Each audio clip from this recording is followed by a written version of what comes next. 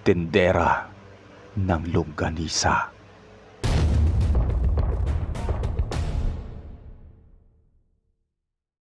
Magandang araw po sa inyo, Mr. Narrator. Itago mo na lang ako sa pangalang Lito. Ang aking ibabahaging kwento ay hango sa tunay kong karanasan nang ako ay madistino sa probinsya ng Mindoro. Isa po akong engineer sa malaking construction site. Sa edad kong 42 ay binata pa rin po ako. Marami na akong mga nakarelasyon. Subalit dahil sa uri ng trabaho ko, lahat ay di nagtagal. Mahirap magkaroon ng LDR sapagkat di maiiwasan ang magselos, magduda na kalimitan ay nauuwi sa hiwalayan. Ngunit nagbago ang lahat nang makilala ko si Jocelyn. Tendera siya ng longganisa sa kanto ng construction site na pinagtatrabahuhan ko. Simpleng babae lang si Jocelyn, pero masasabi kong malakas ang apil niya. Balingkinitan ang kanyang katawan, maputi at may mahabang itim na buhok. Pasimple ko siyang pinagmamasdan habang ako'y naninigarilyo. Siya naman ay abalang-abala sa mga customer niya. Hindi may kakaila na dudumugin ang tindahan niya dahil na rin siguro di maiiwasang may magkagusto sa kanyang mga customer. Nagulat ako nang biglang may sumiko sa tagiliran ko. Si Andy pala, isa sa trabahador na malapit sa akin. Binira ako ni Andy na malagkit daw ang tingin ko kay Jocelyn. Dahil medyo malakas ang boses ni Andy, narinig yata ni Jocelyn ang sinabi nito, kaya napatingin sa amin. Ang problema nga lang, may pagkasuplada si Jocelyn at bihira siyang ngumiti. Paalis na sana ako sa kinatatayuan ko para bumalik sa loob ng site. Parang may bumubulong sa akin na lumingon ako kay Jocelyn. Nagsalubong ang mga tingin namin. Di ko maintindihan ang nararamdaman ko ng mga oras na yon. May kung ano sa pagkatao niya na di ko mawari. Pinilit kong kumawala sa mga tingin niya. Nagmamadali na akong bumalik sa loob ng site. Naiinis ako sa sarili ko dahil sa sandaling yon. Sabi ko nga sa aking sarili, kung kailan ako nagkaedad, saka pa ako kinilig ng ganon-ganon sa isang babae na hindi ko pa naman nakakausap kahit isang beses. Kinahapunan ng araw ding yun. Kakalabas lang namin ni Andy sa site para bumili ng maluluto para sa hapunan nang biglang sumulpot sa harapan namin si Jocelyn. Mr. Narrator, may bitbit itong plastic na may lamang longganisa. Iniabot niya ito sa akin. Libre daw yun. Pag nagustuhan ko daw, pwede akong bumili sa kanya. Alanganing ngiti ang iginanti ko kay Jocelyn. Nahihiya ako sa hindi ko maintindihan. Idagdag pa ang pang-iinis ni Andy sa akin dahil ayoko naman siyang mapahiya. Kaya naman ay inabot ko ang kamay at kinuha ang longganisa na nakalagay sa plastik. Di sinasadyang nasagi ko ang daliri niya. Nakaramdam na naman ako ng kakaiba at nang titigan ko si Jocelyn, parang may kung anong humihigop sa akin, sa aking pagkatao. Magpapakilala sana si Jocelyn ngunit inunahan na siya ni Andy. Sinabi nito na alam ko na ang kanyang pangalan at si Andy na rin ang nagsabi ng pangalan ko. Napangiti si Jocelyn sa ginawa ni Andy. Doon ko nalaman na may maliit pala siyang biloy sa kanang pisngi. Gandang-ganda na ako sa kanya, Mr. Narrator. Bago tuluyang nagpaalam si Jocelyn para bumalik sa kanyang tindahan, ay sinabihan niya ako na tikman ko daw ang longganisa niya. Sa totoo lang, di talaga ako mahilig sa longganisa, Mr. Narrator. Ngunit ng mga oras na yon ay gusto ko nang ipaluto lahat kay Andy para matikman ko lang ang longganisa ni Jocelyn. Nang makita kong luto na ang longganisa, pakiramdam ko gutom na gutom ako. Pulang-pula ang laman nito kaya natatakam akong tikman ito. Kumuha ko ng tinidor at isinubo ang isang buong longganisa. Napakasarap ng lasa. Pinagsisisihan ko na hindi ako nahilig sa longganisa dati. Pero naisip ko rin na baka kaya masarap lang na panlasa ko dahil alam kong galing yun kay Jocelyn. Maya-maya pa, nakarinig na lang ako ng malalakas na hagalpakan. Napasimangot ako nang mapagtanto ko na matagal na pala akong pinagmamasdan ng mga mokong kong kasama. Kinabukasan, alas 3 pa lang ng madaling araw, nakaramdam na ako ng pagbigat ng pantog ko. Kaya bumangon ako para magbawas. Malayo-layo ang ginawa naming banyo na pansamantala lamang. Habang di pa natatapos ang gusali na ginagawa namin, tulog na tulog pa ang mga kasama ko nung oras na yon. Kaya nagulat ako nang may narinig akong sitsit mula sa kung saan. Mr. Narrator, gulat na gulat ako nang malingunan ko si Jocelyn. Nakatayo ito sa isang sulok ng site habang kumakaway sa akin. Kinusot-kusot ko ang mga mata ko. Baka namamalikmata lang ako. Ngunit totoo nga andun si Jocelyn. Pinasadahan ko ng tingin si Jocelyn mula ulo hanggang paa. Naka-nighties pa itong pulang-pula. Lalo pa akong nagulat at nataranta nang mang-upisa na itong humakbang papalapit sa akin. Hindi ko alam ang gagawin ko. Paano nakapasok si Jocelyn sa loob? Nakasarado ang pintuang yero na ginawa namin. Nagniningning ang kanyang magagandang mga mata, Mr. Narrator. Nasa harapan ko na pala siya. Kinakabahan ako na baka may magising sa mga kasama ko. Isipin pa nila na nagpapasok ako ng babae sa loob. Sa wakas nagkaroon ako ng lakas ng loob upang tanungin si Jocelyn kung paano siyang nakapasok sa loob. Subalit, matamis na ngiti lang ang sagot niya. Tinanong ako ni Jocelyn kung masarap daw ba ang kanyang longganisa.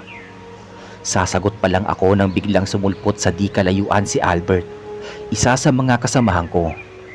Nakangisi itong naglakad papunta sa direksyon ko dahil nandun ang banyo. Sinundan ko ng tingin si Albert at nang balikan ko ng tingin si Jocelyn, bigla itong nawala sa harapan ko. Pagbalik ni Albert mula sa banyo, ay hinanap agad nito si Jocelyn. Biniro niya pa ako na wag daw akong mag-alala. Marunong daw siyang magtago ng sikreto. Sa totoo lang, Mr. Narrator, wala namang intimate na moment na nangyari sa pagitan namin ni Jocelyn. Hinayaan ko na lang si Albert sa kung ano ang iisipin niya. Pero aaminin ko, simula nang kinain ko yung longganisa na ibinigay ni Jocelyn, hindi lang ang longganisa niya ang kinasabikan ko. Maging siya ay gustong gusto ko nang ulit makita. Lumipas ang ilang araw. Hindi ko na nakita pang nagbantay sa kanyang tindahan si Jocelyn. Mr. Narrator, hindi ko maintindihan ang aking sarili. Palagi ko siyang hinahanap mula nang dalhan niya ako ng longganisa. Hanggang isang gabi, habang nagpapahinga ako at naninigarilyo sa labas ng barracks, may narinig na naman ako sumisitsit. Tumayo ako sa pagkakaupo at hinanap ko ang may-ari ng boses na yon. Kinakabahan ako ng mga sandaling yon. Naalala ko na naman si Jocelyn nang biglang may nagsalita. "Nandito ako." Pabulong niyang salita. Pinapalapit niya ako kung saan. May hinala na ako kung sino ang taong yon. Hinanap ko siya, Mr. Narrator. At nang makalapit na ako sa bandang likuran ng barracks, medyo mapuno at madamo sa bahaging yon, may biglang humila sa akin.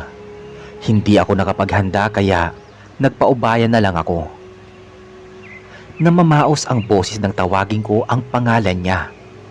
Sa tulong ng sinag ng bilog na buwan, nakilala ko si Jocelyn. Bagong ligo siya at napakanipis ng pantulog ang kanyang suot. Aninag ko ang magandang hubog ng katawan niya, Mr. Narrator. Hindi ko alam ang gagawin ko. Nakakaramdam ako ng kakaibang init na nagmumula sa kaloob-looban ng aking katawan. Pakiramdam ko na bago lang sa akin yun. Dahil sa buong buhay ko noon ko lang naramdaman yun. Natagpuan ko na lang ang sarili ko na nasa isang maliit na kubo. Di ko alam paano ako napunta ron. Tanging isang kandila ang nakasindi na nagsisilbing tanglaw sa higaang papag. Nakita ko ang isang babaeng walang saplot. Di ko na alam ang mga nangyari. At higit pa doon, nanlaki ang mga mata ko nang mapagtanto ko na maging ako man ay walang saplot. Naguguluhan ako. Bakit wala akong maalala? Bakit hindi ko maalala kung sino ang babaeng kasama ko sa kubo? Nakatingin siya sa akin. Yung tingin na para bang nanalo siya sa loto. Lumabas bigla ang mahaba niyang dila. Isang dipa ang layo ko sa kanya, ngunit umabot sa talampakan ko ang dila niya. Nagmamadali na akong nagbihis. Mabuti na lang at hindi na niya ako tinangkapang pigilan. Tumakbo ako ng mabilis hanggang sa namalayan ko na lang na nasa tapat na ako ng barracks namin. Sinalubong ako ng malalakas na tawanan ng mga kasama ko. Inaasar nila ako na bigla daw akong nawala ng nagdaang gabi. Napatakbo ako sa labas ng barracks. Umaga na pala. Paanong lumipas ang magdamag nang hindi ko namalayan? Maraming katanungan ang gumugulo sa isipan ko, Mr. Narrator. Ilang sandali pa lang ang nakakalipas. Hinainan na ako ni Andy ng almusal nang biglang pumasok ang isang trabahador. Parang natataranta ito. Lumapit siya at bumulong sa akin. May naghahanap daw sa akin. Hindi pa ako nakakasagot nang mula sa likuran niya ay may lumitaw na matandang lalaki. Anong plano mo sa anak ko? Tanong ng matanda. Muntik ko nang malunok ang kutsara sa pagkakabigla ko, Mr. Narrator. Kailangan daw na panagutan ko at pakasalan sa lalong madaling panahon ang kanyang anak. Para akong sinakluban ng langit at lupa. Maging ang mga kasamahan ko ay nabigla sa kanilang narinig. Hindi pa ako nakaka-recover sa mga nangyari nang biglang sumulpot si Jocelyn. Lalo lang akong naguluhan nang sabihin niya na kailangan ko daw siyang pakasalan sa nangyari sa amin nang nagdaang gabi. Nababato-balani na lang ako na umuo nang titigan niya ako sa mga mata. Napakabilis ng pangyayari. Sila daw ang bahala sa lahat ng gastos. Ang mahalaga daw ay maibangon ko ang dangal ni Jocelyn. Sa totoo lang, wala akong matandaan na may nangyari sa amin. May malabong senaryo na pumasok sa aking isipan. Yun yung tagpo sa bahay kubo. Ngunit hindi ko na matandaan ang mukha ng babaeng kasama ko. Sa isang liblib na lugar kami dinala ng pamilya ni Jocelyn. Iba yung kaba at takot ang nararamdaman ko ng mga sandaling yun. Ang ipinagtataka ko pa, wala silang hiningi sa akin kahit piso na gastos sa gaganaping kasala. Ang alam ko lang, naging sunod-sunuran lang ako sa lahat ng sinasabi ng pamilya ni Jocelyn. Ganun pa man, kahit papaano ay nakahinga ako ng maluwag-luwag nang imbitahan nila ang lahat ng kasamahan ko sa trabaho. Sinakto nila na linggo ang kasal dahil walang pasok lahat ng trabahadora. Maraming kamag-anak ni Jocelyn ang dumalo. May mga matatanda at kabataan. Kahit liblib ang lugar, ay maganda ang lugar na pinagdalhan sa amin. Isang malawak na lupain at pag-aari ng pamilya ni Jocelyn. May mga ginagawa silang kubo-kubo na walang dingding upang may masilungan ang lahat ng dumalo. Habang naghihintay kami ng mga kasama ko sa susunod na mangyayari, lumapit sa akin si Andy. Ang dami daw handa sa mesa, ngunit ang karamihan sa nakikita kong nakahain sa mesa ay prutas gulay at isda. Tanging longganisa lang ang karning nakahanda sa mesa. Maraming bandihado na ang laman ay longganisa lang. Alam kong maging ang mga kasamahan ko ay nagtataka, ngunit nagkibit balikat na lang ako at palihim na nagmamasida. Mr. Narrator, hindi ko pa rin namamataan ang presensya ni Jocelyn. Magtatanghali na noon at nakaramdam na kami ng gutom. Inakala ko na gaganapin ang aming kasal ng umaga.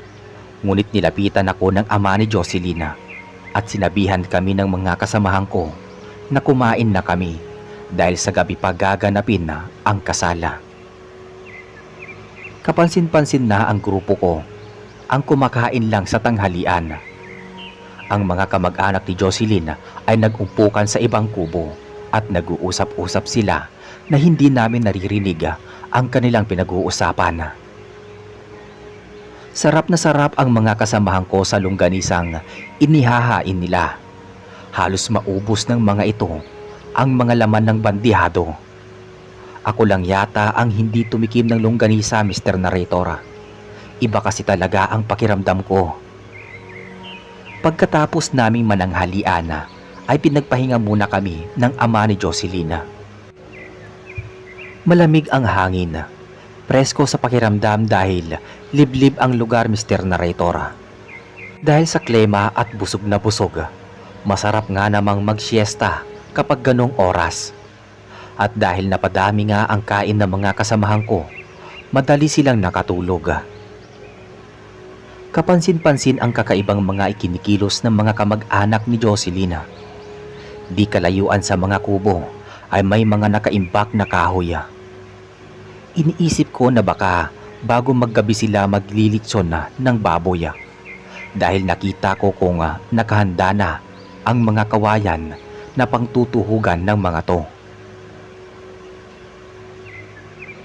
Naisipan kong maglakad-lakad sa palibot ng mga kubo. Parang may puwersa na bumubulong sa akin na gawin iyon.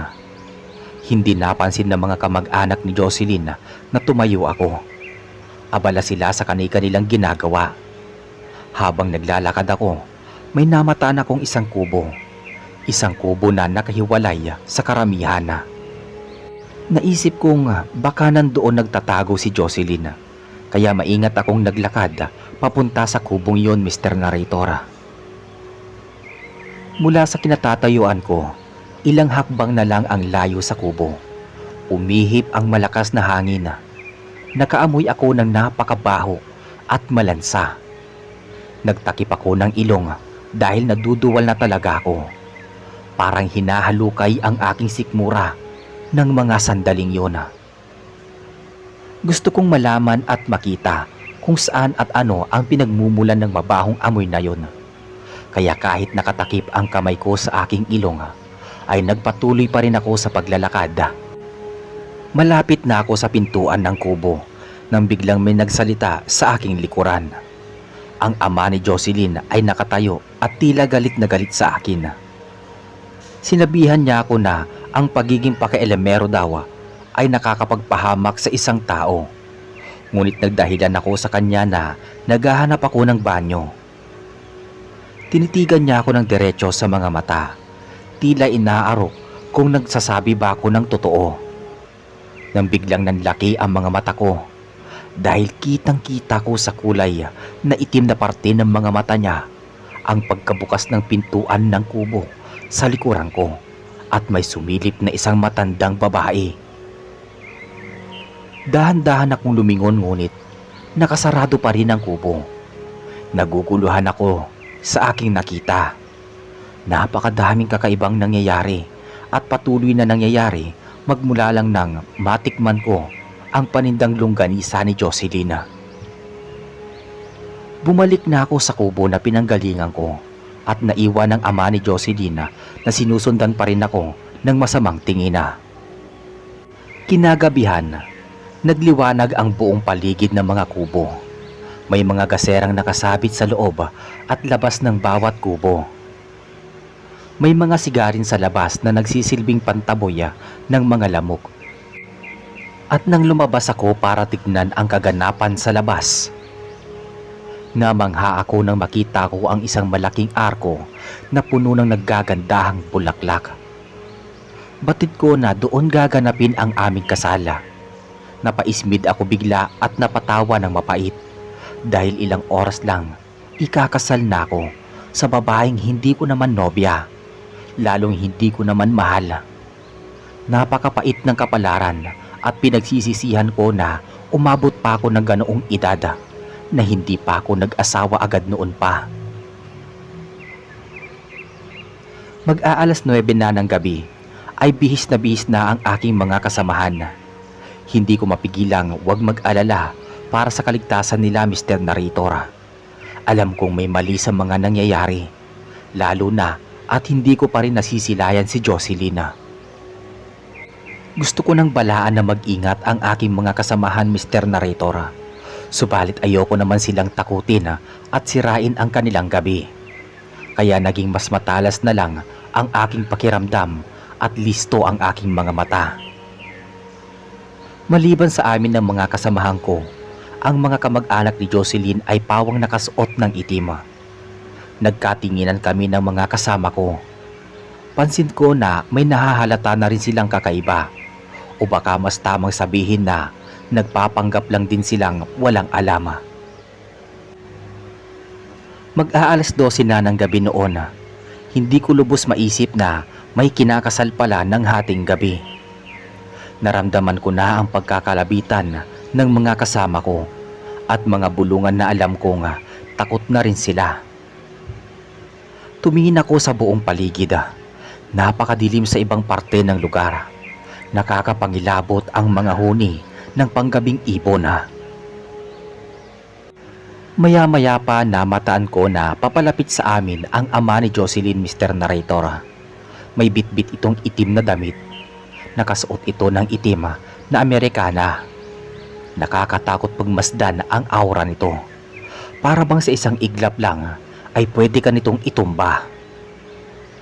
Umayos ng upo ang mga kasama ko nang maramdaman ang presensya ng matanda. May inabot sa akin itong itim na Amerikana at sinabihan akong magbihis na dahil mag-uumpisa na ang kasala. Pagkatapos kong magbihis ay sinabihan ko silang mag-iingat. Alam kong nakuha nila ang ibig kong sabihin. Sabay-sabay na kaming nagtungo doon sa pagdadausan ng kasala. Lahat ng kamag-anak ni Jocelyn ay nakatingin sa amin. Tila nakakapaso ang matatalim nitong mga tingin. Naagaw ang atensyon ko, Mr. Narrator, sa isang tolda na natatakpan ng telang itim. Hanggang sa narinig ko na nagsalita ang ama ni Jocelyn. Nagpapasalamat ito sa lahat ng dumalo sa aming kasal ng kanyang anak. Ilang sandali pa ang lumipas. Biglang lumabas sa tolda si Jocelyn na ikinagulat ng lahat. Tulad ng mga kamag-anak niya ay itim na itim din ang suot nitong damit na pangkasala. Kapansin-pansin din ang kakaiba nitong aura. Nakakaakit ang hakab na hakab sa katawan nitong trahe de boda. May malalim na hiwa ang damit sa bandang dibdib na nagpalutang sa kinanga ng itim nitong suot na kwintas. Napakislot ako nang biglang tumitig sa mga mata ko si Jocelyn. Subalit kung dati ay nagagandahan ako sa kasimplihan ng ganda niya, ng mga oras na iyon ay mas ginusto ko pang iwasan ang matatalim niyang mga mata. Yumuko ako at iniwasan ang mapanlinlang na mga tingin ni Jocelyn. Umpisa na ang kasal! Sigaw ng ama ni Jocelyn. Mula sa umpisa ay hindi ko nakita ang ina nito. Kaya nagtataka ako. Nagpalakpakan ang lahat, kabilang na ang aking mga kasamahan. Ngunit nang tignan ko ang mga mata nila, hindi kasiyahan ang mababakas mo sa mga mukha nila. Mr. Narrator, matinding takot at pangamba ang nababasa ko sa mga mukha nila. Lalo pa akong kinabahan nang ibaba nila ang itim na tela na nakatakip sa tolda.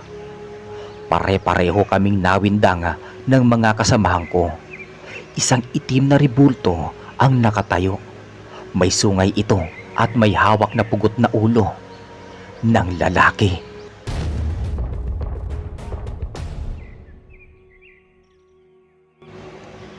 Napatras kami ng mga kasamahan ko. Panay tanong sa akin kung ano ang aming gagawin, Mr. Narrator. Nananatili lang akong kalmado at pinag-aaralan ang kilos ng mga kamag-anak ni Jocelyn. Hanggang sa lumapit na sa akin si Jocelyn at humawak sa aking mga kamay. May kakaibang amoy akong nalanghap. Sa kabila ng pagiging kaakit-akit ni Jocelyn ay may malansa itong amoy. At nang hawakan nito ang aking kamay, naramdaman ko ang magaspang nitong palad. Gusto ko nang umurong sa kasal. Ngunit alam kong hindi ganun kadali dahil tiyak na hindi papayag ang ama nito na mapahiya ang anak. Nag-umpisa na silang magdasal. Maging ang mga kamag-anak nilang dumalo ay nagdarasal din. Pasimple kong tinapunan ng tingin ang mga kasama ko sa aking likuran. Bakas na bakas ang matinding takot sa mga mukha nila. Anumang sandali, batid kong magtatakbuhan na sila, Mr. Narrator. Wala akong maintindihan sa mga dasal nila. Lumilipad ang isip ko kung ano kami at kung papaano kami makakatakas ng mga kasama ko. At ilang sandali pa ang lumipas, narinig ko na lang na ganap na raw kaming mag-asawa ni Jocelyn. Naumpisahan na at natapos ang kasal na wala akong naintindihan. Kumala sa pagkakapulupot sa kamay ko si Jocelyn. Itinaas niya ang kulay itim niyang belo. Halos ayoko siyang tignan man lang. Narinig ko ang malakas na bulungan ng mga kasama ko. Inutusan ako ni Jocelyn na titigan ko daw siya at halikan. Pinagbantaan niya ako, Mr. Narrator, na wag ko daw siyang ipapahiya sa harapan ng kanyang angkan. Subalit, hindi ko kaya sapagkat amoy na amoy ko ang malansa niyang hininga. Dahil hindi ako kumilos para halikan ko siya, ay si Jocelyn na mismo ang lumapit sa mukha ko para ako ay halikan. Nanlaki ang mga mata ko. Itinagilid ko ang mukha ko. Iniwasan ko ang halik ni Jocelyn. Naramdaman ko ang madiin niyang paghawak sa kamay ko. Nasasaktan ako sa matalim niyang kuko na bumabaon sa palad ko. Napatras ako ng tuluyan, subalit bigla ding hinila ni Jocelyn palapit sa kanya ang aking katawan.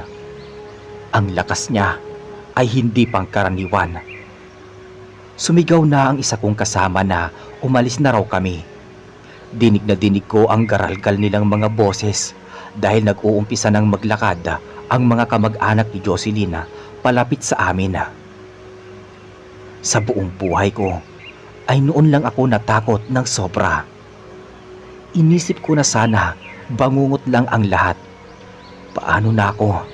Paano na ang mga kawawa kong kasama? Hanggang sa nakita ko nga nanlisik na ang mga mata ni Jocelyn. Pulang-pula ang malalaki nitong mga mata. Nagkaroon ng makapal na balahibo sa pisngi at braso. Kasunod ay paglabas ng kanyang mga pangila.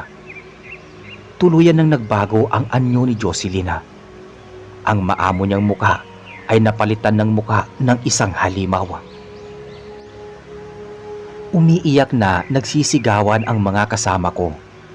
Tulad ni Jocelyn ay nagbago na rin ng anyo ang kanilang kamag-anak. Mapabata man at matanda ay naging mga aswang sila. Nakita ko, nilalantakan nila ng mga kamag-anak ni Jocelyn ang isa kong kasama. Ang takot ko ay napalitan ng matinding galit. Nalinlang ako ni Jocelyn. Nadamay pa ang mga kasamahan ko. Sumigaw ako na magsasama-sama kami ng mga kasamahan ko. Katulad ng palihim na pinag-usapan namin na bago pa idaos ang kasala. Pagbilang ko ng 3 ay sabay-sabay kaming tumakbo sa isang kubo. Napapaligiran na kami ng angka ni Jocelyn. Kung panghihinaan kami ng loob ay mamamatay kami ng walang kalaban-laban. Inilabas namin ang matutulis at maliliit na kawayan.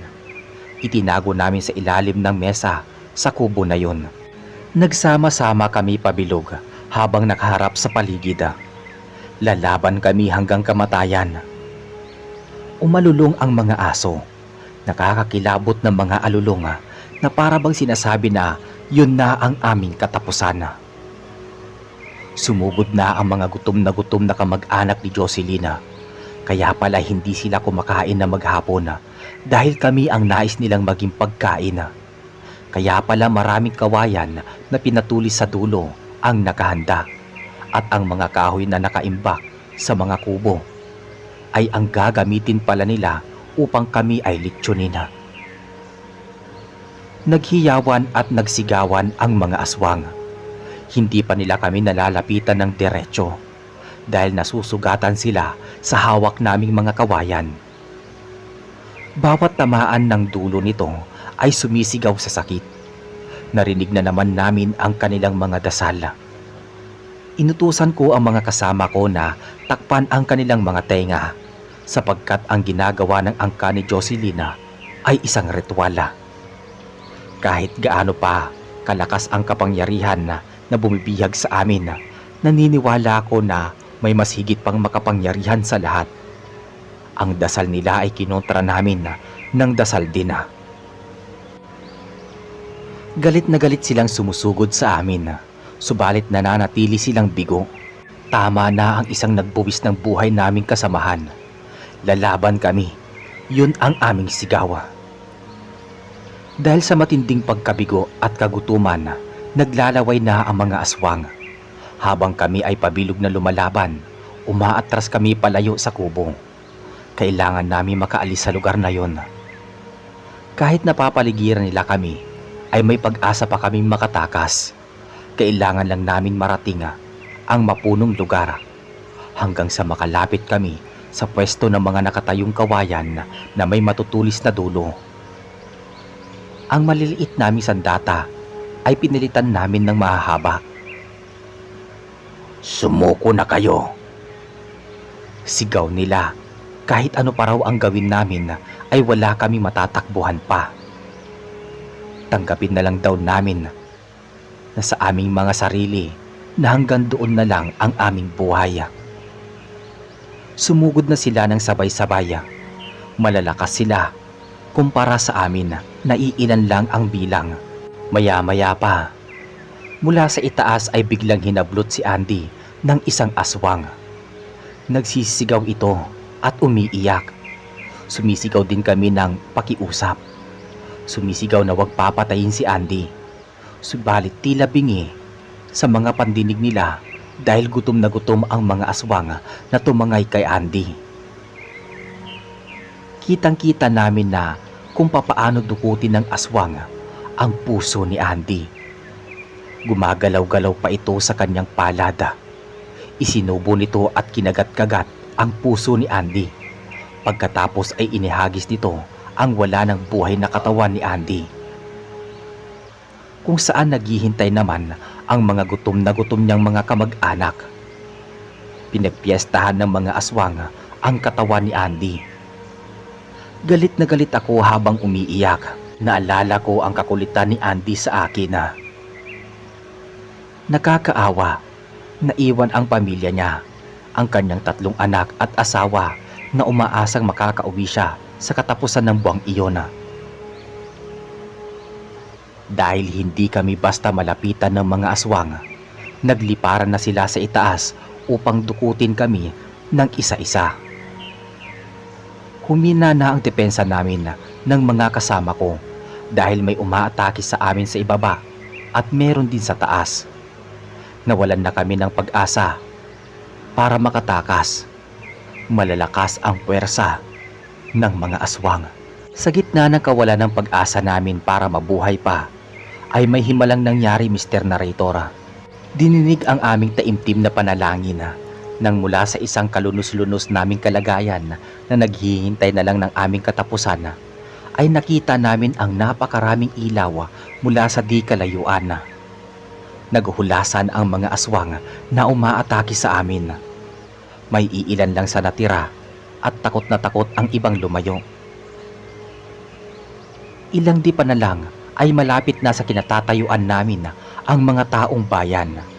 Mga taong bayan na may dalang sulong at mga armas. Nag-iiyakan kami ng mga kasamahan ko. Nang sa wakas ay wala ng mga aswang na natira. Tumakas na sila dahil sa takot na lipulin sila ng taong bayan. Nailigtas kami ng mga taong bayan. Habang sakay kami ng truck ay kinuwento sa amin ng mga tao na kaya nila nalaman na mga aswang ang angka ni Jocelyn dahil nagsumbong ang alalay nito sa tindahan na si Bamba. Isinama daw siya ni Jocelyn sa liblib na lugar ng mga kubo para kuhain ang mga bagong gawang longganisa upang itinda. Kinutuban na daw si Bamba dahil kakaiba ang kilos at itsura ng mga kalalakihan na nagbubuhat ng mga bagong gawang longganisa. Maging ang mga amoy daw nito ay sobrang lansa, kaya tinandaan niya ang daan papunta sa liblib na lugar.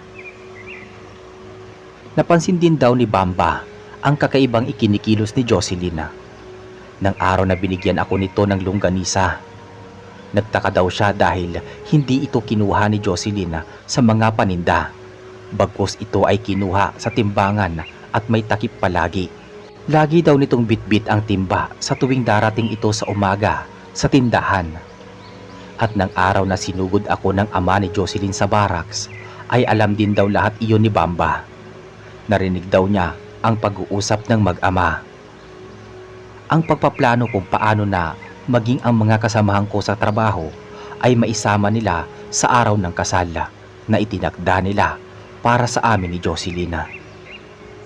Nang umaga na umalis kami kasama ang mga trabahador ko, ay nakita din daw ni Bamba at hindi raw siya inimbitahan ni Jocelyn sa araw ng kasal namin. Pinagpahinga lang daw siya nito at nangako na dadalhan na lang daw siya ng handa. Kaya nang umaga na yon ay kitang-kita niya kami nang umalis dahil ang driver daw na sinakyan namin ay ang isa sa mga tagabuhat ng longganisa na nakita niya sa liblib na lugar na pinagdalahan sa amin. Nag-report daw siya sa mga pulis pero hindi daw siya pinaniwalaan, kaya nakiusap siya sa mga taong bayan na nakikita niya upang samahan siya at iligtas kami. Mabilis na nagdesisyon ang mga taong bayan.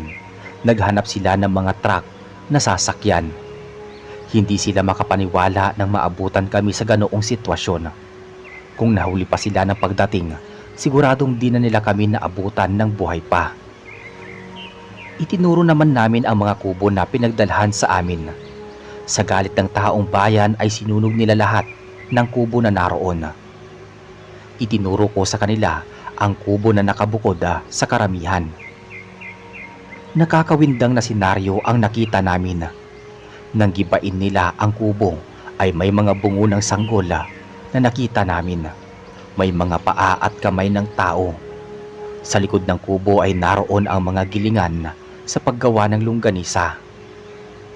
Halos bumaliktad ang sikmura ko nang maalala ang pagkain ko ng longganisa dahil ang longganisa na yon ay karne pala ng tao. Hindi na muli pang nagbukas ang tindahan ng longganisa ni Jocelyn. Hindi na ito nagpakita pa dahil sa galit ng taong bayan ay tulong-tulong sila sa paggiba nito.